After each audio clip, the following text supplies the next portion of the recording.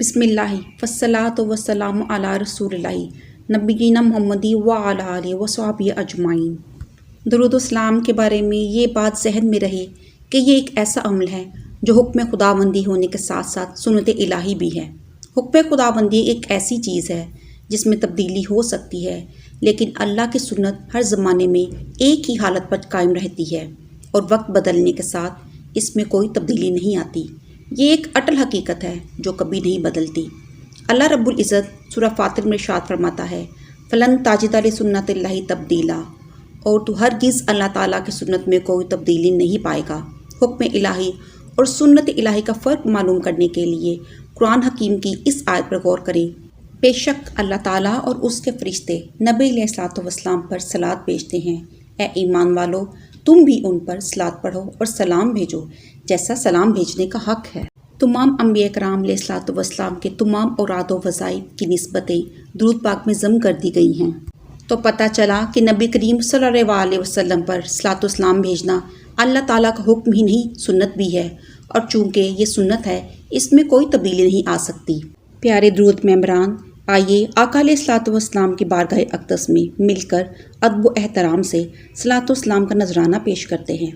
الصلاۃ والسلام علیک یا خاتم النبوات والرسالہ، الصلاۃ والسلام علیک یا نبی المدنی، الصلاۃ والسلام علیک یا نبی الحرمی، الصلاۃ والسلام علیک یا نبی العربی، الصلاۃ والسلام علیک یا نبی الحجازی، الصلاۃ والسلام علیک یا نبی التہامی، الصلاۃ والسلام علیک یا نبی الہاشمی، الصلاۃ والسلام علیک یا نبی القرشی۔ السلام علیکم ورحمۃ اللہ وبرکاتہ۔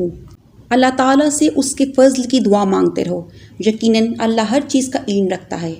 ہماری زندگی میں دعاؤں کی اہمیت سے کون واقف نہیں؟ ہم اپنے لیے دعائیں کرتے بھی ہیں اور دوسروں سے کرواتے بھی ہیں، اس یقین کے ساتھ کہ ہماری دعا اگر فوری قبول نہ بھی ہو تو شاید کسی اور کی خلوص دل سے ہمارے حق میں کی گئی دعا قبول ہو جائے۔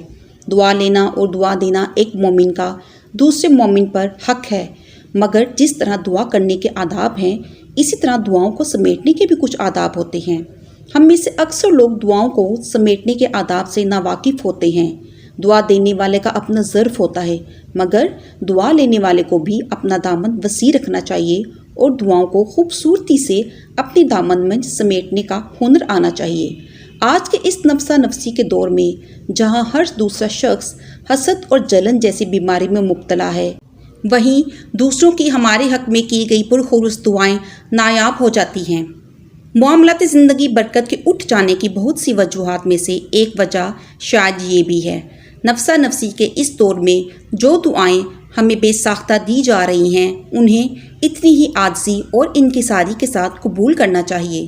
دعا تو دعا ہوتی ہے، دعاؤں کی برکت سے ہی بگڑے کام بن جاتے ہیں اور ناممکن کام ممکن ہو جاتے ہیں۔ جو بلا اتر چکی اور جو نہیں اتری، دعا ان سے نفع دیتی ہے۔ جب دعائیں ملتی ہیں تو دعاؤں کو سمیٹنا سیکھیں۔ کچھ معلوم نہیں ہوتا کون سی جگہ اور کون سی گھڑی قبولیت کی ہے۔ آپ کو دی گئی دعا کے رد عمل میں آپ کے منہ سے نکلے ہوئے بے ساختہ منفی الفاظ ناشکری کے زمرے میں آتے ہیں۔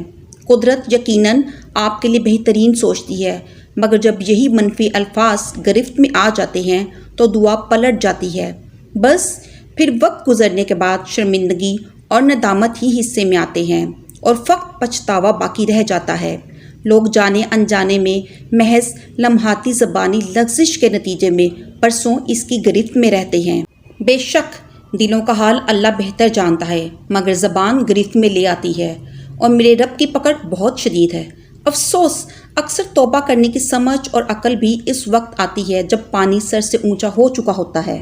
غور کیجیے، ہمیں نہیں معلوم کب کس وقت کون سی بات کو سند قبولیت مل جائے، لہٰذا ایسے موقع پر زبان کو قابو رکھنا اور دعاؤں کو اپنے دامن میں سمیٹنا سیکھیں تاکہ وہ آپ کے حق میں محفوظ ہو جائیں۔ بعض اوقات ہمیں دعاؤں کی سمجھ نہیں آتی، ہم انہیں اپنے انداز سے اور اپنے فائدے کے ترازو میں رکھ کر تول رہے ہوتے ہیں، اور اسی وجہ سے ہمارا ذہن انہیں اسی طرح من و ان تسلیم نہیں کر پاتا۔ لوگ ایک عمر گزار لیتے ہیں، تجربہ کار ہو جاتے ہیں، مگر کچھ بنیادی باتوں کو سیکھنے سے محروم رہتے ہیں۔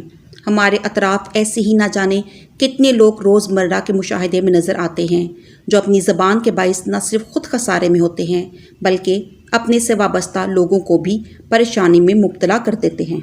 رب کریم کے جلال کو نہ للکاریں اور منکسر المزاج رہیں۔ بحث مباحثوں اور خاندانی جھگڑوں میں لوگ عموماً تمام حدود پار کر جاتے ہیں۔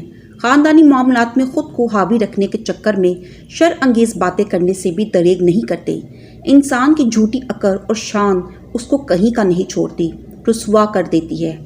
ہمیں یہ یاد رکھنا چاہیے کہ انسان کا خمیر خاک ہے اور ایک دن ہم سب کو خاک ہو جانا ہے، تو اس فنا ہو جانے والے وجود کے ساتھ تکبر کیسا؟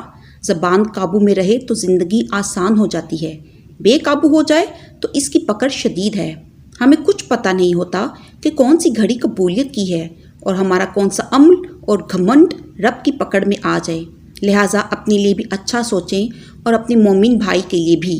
اللہ تعالی ہم سب کو ہدایت دے، دعا کی نعمت سے نوازے، ہمیں دعا کرنے کی اور دعا سمیٹنے کی توفیق عطا فرمائے اور ہماری دعاؤں کو اپنی بارگاہ میں قبول فرمائے۔ آمین ثم آمین۔